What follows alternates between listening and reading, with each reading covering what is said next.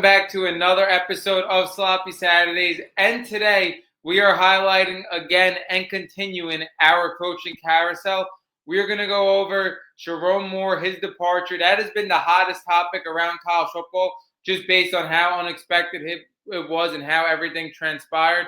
When we were going over Sherrone Moore, I'm not really going to highlight the details of the departure and what really went on with that.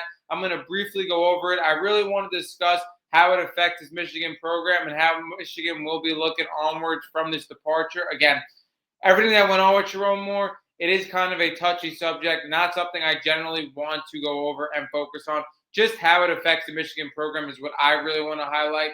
And then we were also going to go over Matt Campbell and the hire with Penn State. We haven't really went over that as well, but we have been continuously highlighting the coaching carousel, how much coaches have been fired and hired in college football has been an extreme part of this college football season, and I would really like to go over both of them.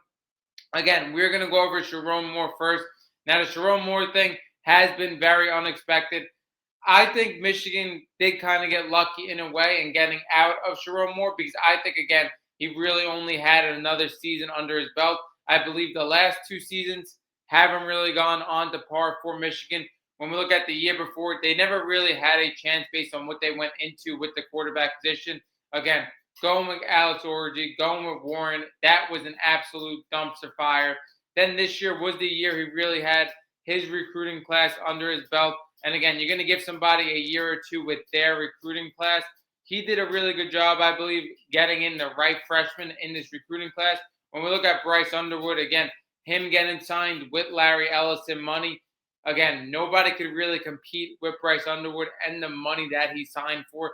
And then we look at Marsh as well, very talented freshman receiver. When we look at Jordan Marshall as well, another freshman back.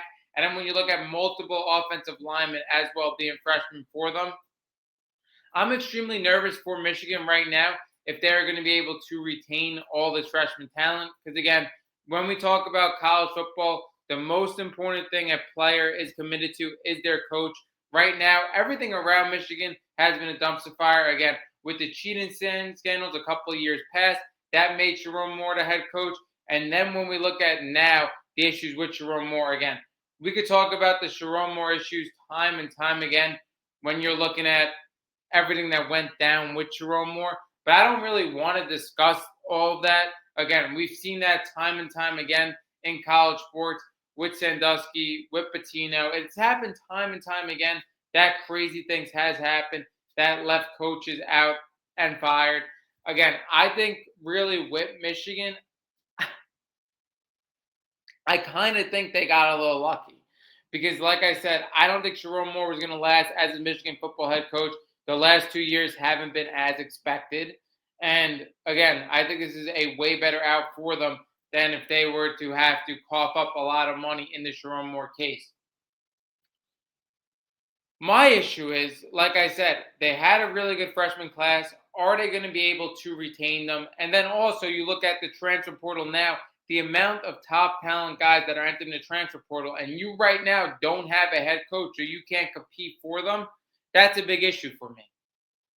But when we look at Michigan, part of me really believes Bryce Underwood is going to stay. Part of me believes that because I think it's really only down to two options. Bryce Underwood stays or Bryce Underwood flips to his original commit in LSU.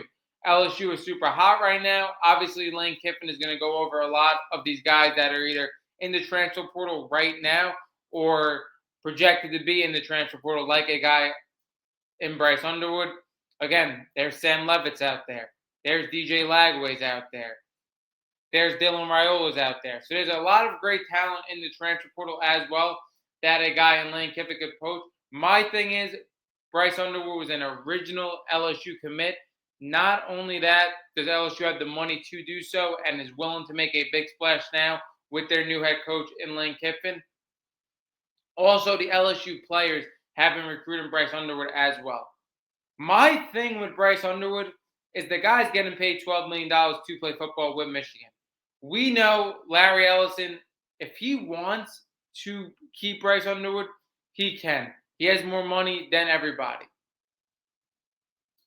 I don't think with the year that Bryce Underwood has, and we're going to discuss that as well, that there's going to be the demand to exceed what he's being paid in the outer market. I get it. If Bryce Underwood really wants to take control of his future and take control of his future past the next 1 or 2 years and how he's going to develop as a college football player into a first rounder, and he wants to go somewhere else for similar money, I would not fault him in that aspect. Again, we have seen in this short amount of time with NIL, with transfer portal, people make the wrong decisions with money. If he wants to really take control of his long-term future and he says, hey, this Michigan program is a mess right now, if I get somewhere close to what I'm guaranteed to at Michigan, somewhere else that's going to set me up better to be an NFL player, again, hats off to him. But like I said, I think he's getting paid a lot of money right now, and I think his value over the last season, where people were expecting him being the best freshman, possibly best freshman quarterback talent that we have seen, not really pan out to be that. I think the price of him, if anything, is going to be lower than the ridiculous amount that he has gotten for not playing a snap in college football. Now, I'm going to tell you guys right now, I do not think the way they treated Bryce Underwood and game planned around Bryce Underwood this year was how it should have been. I don't think it should have been what it was at all. For me personally, when we looked at Warren and Orgy the year before, handing the ball off, centering it around the run game, Bryce Underwood was playing with handcuffs this year. Again, this is a guy that has the ability to make every throw on the field. This is a guy with his legs can threaten every blade of grass on a football field. And he was like a plug-and-play guy, essentially, that was centered around the run game. When we looked at multiple games against big opponents, whether it was an Oklahoma game or others, he was a guy that was playing with handcuffs. And I don't know necessarily if that was the right way to really play a guy in Bryce Underwood. If you were paying a guy the amount of money that he's paid, I don't know if that necessarily was the right thing to do. I get this Michigan program has a style. They want to beat you in the trenches. They want to run the football. But again, if you're going to go all out for a quarterback, and I get it, he's a true freshman, he has to ease in. At the same time, with that amount of talent, you do want to see something. So again, my take with Bryce Underwood, I do really think he's going to stay at Michigan, but it is getting dicey. If he's going to go anywhere, I think it's going to be LSU. And then when we look at the amount of freshmen that we thought Michigan could develop within the next 2-3 years, next year maybe get them into a college football playoff spot, and the year after really have them in national title contention. When you look at Marsh, like I said, when you look at Marshall, when you look at multiple players on that offensive line, I feel like those players, if anything, very different from Bryce Underwood because the amount of money he's tied into, those guys really have a good chance to leave this program as well because, again, they're not tied into as much money. They might go into the immediate better situation. Again, for a running back, it's a little different because we've seen how much running backs on this Michigan team have been able to develop. I mean, we've seen them multiple times produce NFL back. So I don't know if a guy like Marshall is going to want to go somewhere else. They do center their game plan on offense around the run game. Again, my concerns with Bryce Underwood was with the run game, how much they still focus on the run game. Again, a running back is a great place to play for Michigan. Like, I don't know if Marshall's going to leave. Marsh, again, he might find somewhere else to go. 3 freshman offensive linemen that have looked really good for them. Are they going to go? That's my biggest concern. And I think the thing is with Michigan right now, and it's very tough to lose a college football coach, way different than a pro coach, because you're missing a lot of different cycles. Now without Bryce, now without Sherrone Moore and a coach, there's no coach for them to commit to right now in a huge transfer portal cycle. So I think Michigan is kind of in a rush, and they know who they want to get. There are multiple guys, 3, 4 guys that I think are really good fits for Michigan and that are the top of their odds.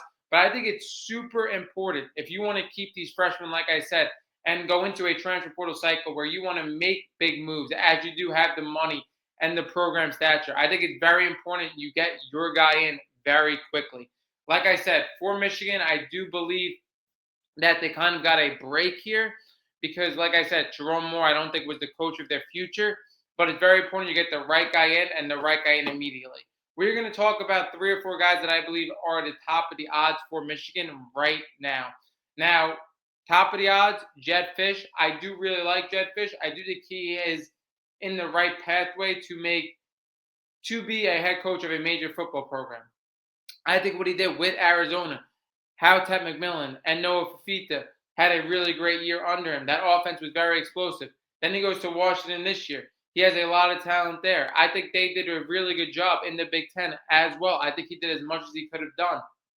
I think with the resume that he has, I think he is in line to be able to coach a big program with more opportunity. And I think if he was able to get that job, I think he would take Michigan in a heartbeat.